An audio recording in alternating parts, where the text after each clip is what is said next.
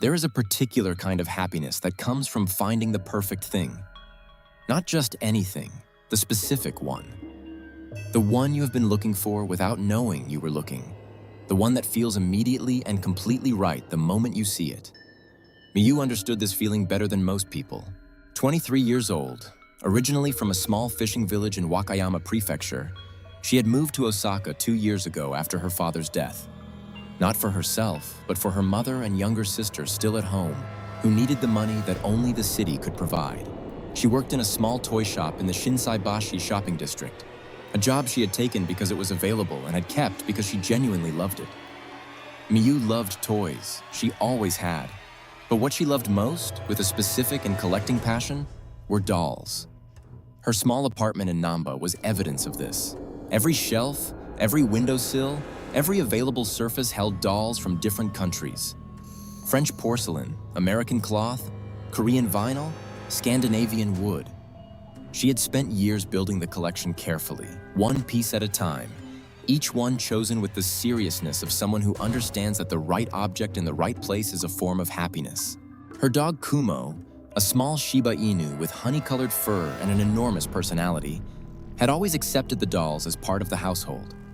He would wag his tail past them, sniff them occasionally, and otherwise treat them as furniture. Until the Labubu. The shipment arrived on a Tuesday morning in October, a limited edition Labubu collection. The small, wide-toothed characters with their pointed ears and their enormous smiles that had been sweeping through collector communities across Asia for the past year.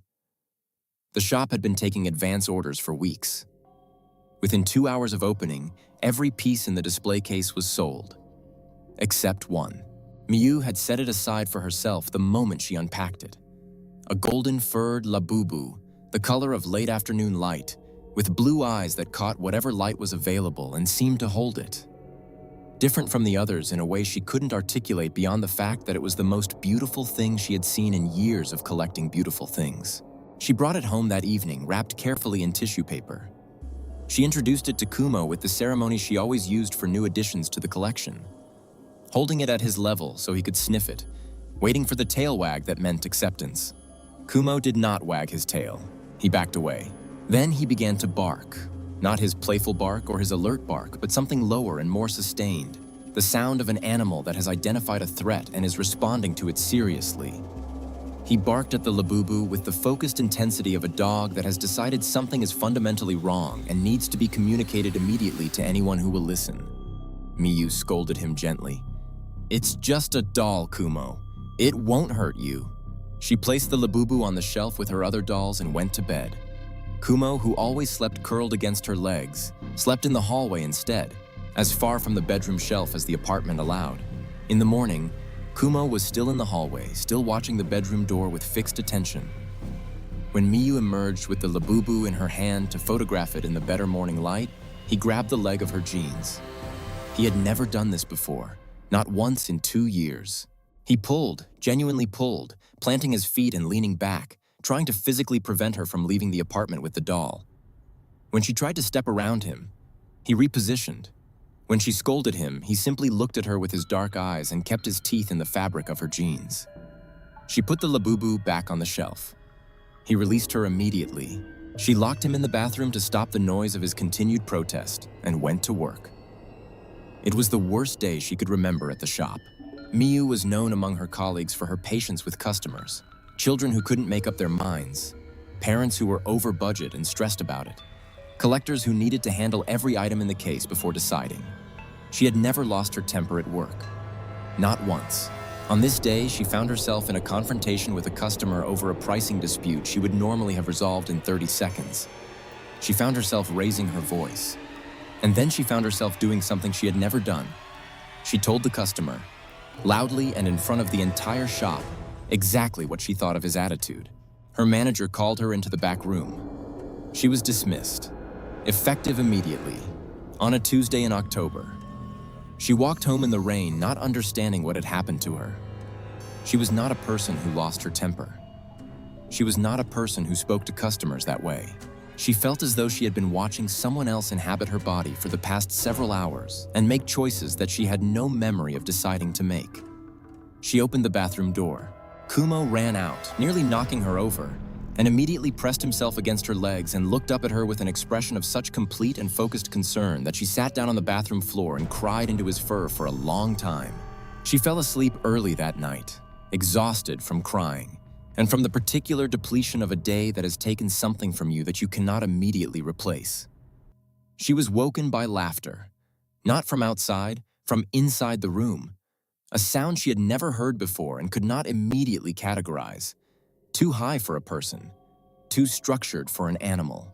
A repeating sound, rhythmic, coming from the corner of the room near the shelving. She lay completely still and listened. In the corner of the room, in the darkness, something was standing. She could see its outline, small, about the height of her shelf, the shape wrong in ways she couldn't specify in the dark. Standing where her shelf was, looking at her. She turned on her phone torch. Nothing. Just the shelf, just the dolls, just the Labubu in its place at the end of the row, blue eyes catching the light. She got up and looked at it closely. It seemed to be smiling more widely than it had been. She told herself this was the light. She replaced it carefully on the shelf and went back to bed. She dreamed of an animal. It was in her room, red-furred or perhaps red-skinned. The distinction unclear in the way dream details are always unclear. Its teeth were very long and very pointed, and its nails were longer still. It was moving toward her across the floor with the slow deliberateness of something that knows it has as much time as it needs. It was laughing, the same sound that had woken her, now louder, now surrounding her on all sides. It reached her. It put its hands around her throat.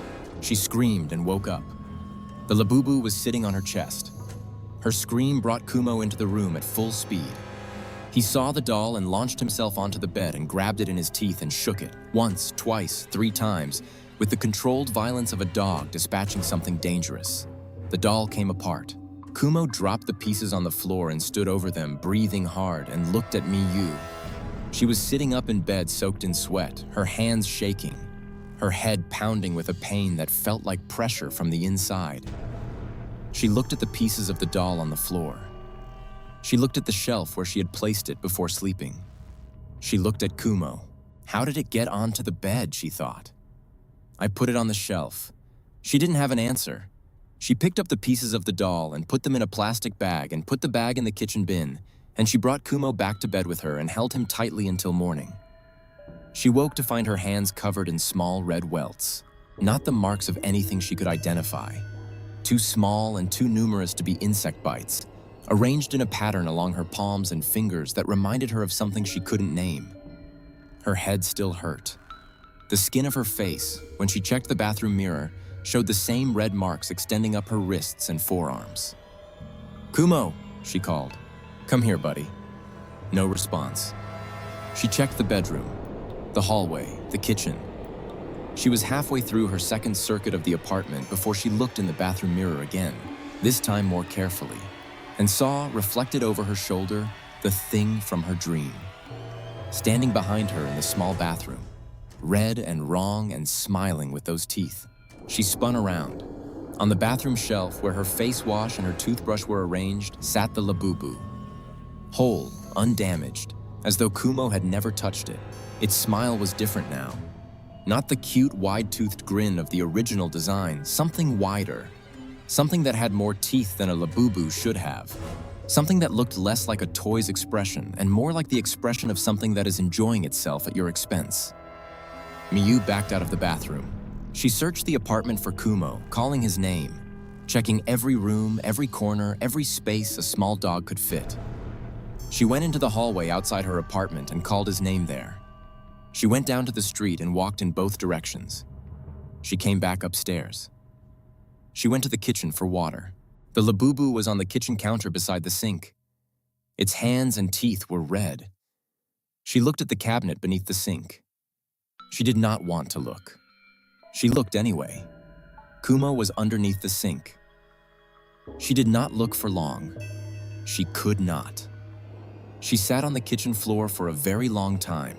Then she did what people do when something is beyond their immediate capacity to process. She opened her phone and started looking for information. She searched in Japanese first, then English. She found forum posts, news articles, social media threads from collectors across Southeast Asia, China, Thailand, Indonesia, South Korea. Reports of Labubu dolls that moved on their own. Reports of owners who experienced sudden job losses, illnesses, injuries, deaths of people close to them, all following the acquisition of a specific doll. Reports of dolls that seemed to smile differently in different lights, at different times for different observers. Multiple countries had apparently investigated. In some regions, religious authorities had performed cleansing ceremonies on Labubu dolls brought to them by frightened collectors. In others, certain batches had been recalled, though the official reason given was a manufacturing defect. The most consistent thread across all the posts was a theory she couldn't evaluate but couldn't dismiss either. That certain Labubu dolls had become vessels for something old and angry and hungry. Something that various posters named differently according to their own traditions but described similarly. A demon that feeds on the happiness of those who bring it home. Miyu read until her phone battery died. Then she went to her storage closet and found a metal tin with a lid. She put the Labubu inside without touching it directly, using kitchen tongs. She sealed the tin. She carried it downstairs and outside and walked 3 blocks to the riverbank and threw the sealed tin as far into the Dotonbori River as she could. She went home. She called her sister in Wakayama and talked for a long time about nothing in particular. Just the sound of a voice she loved. Just the connection to something clean and familiar. She thought she was safe. In the morning, Miyu did not answer her phone. Her neighbor, an elderly woman who had lived beside Miyu for 2 years and knew her habits, noticed that the light in the apartment had been on all night. She noticed that Miyu had not left for work. She noticed that Kumo had not barked, which was unusual. She knocked. No answer. She called the building manager. The building manager called the police. When the police entered the apartment, they found Miyu on the bedroom floor. On the shelf above her, in its place at the end of the row of dolls, sat the golden Labubu. Blue eyes catching the light. Wide smile with all those teeth. Smiling. Miyu's younger sister came to Osaka to collect her belongings. She was 20 years old and had never been to the city and had spent the train journey in a state of grief so complete she barely noticed the landscape passing outside the window. A colleague from the toy shop, a friend of Miyu's who had a key to the apartment, helped her pack. At some point during the packing, the colleague picked up the golden Labubu from the shelf. She thought it was cute. She had always liked Labubu. She asked if she could keep it, as a way of remembering Miyu. Miyu's sister, who was 20 years old and grieving and far from home and overwhelmed by everything, said yes. That night, in the colleague's apartment across the city, a small dog began to bark. It would not stop. It would not go near the shelf.